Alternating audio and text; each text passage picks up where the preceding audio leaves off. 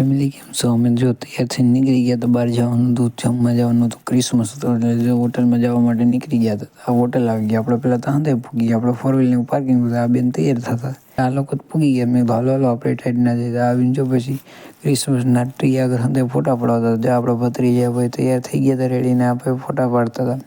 ફોટા પાડીને તો હાંધે આપણી પહેલાં જમવા હોય. મેં હાલો બેન હાલો જમવા તો હાંધે પૂગી ગઈ. મેં કીધું ઓ ભાઈ હું એટલી બધી ઉતરથી મગવી લીધું જો આ ભાઈ છોકરાને ઓલો આવતા હતા. પછી જો જમવાનું આવી ગયું. મેં હાલો ભાઈ હાલો હાંધે લેટા પડો થઈને જમવા આવી ગયા રંગીલા થઈને. ઓહો જાંબુ મગવી લીધું. મેં કીધું ભાઈ રહેવાતું નથી આ.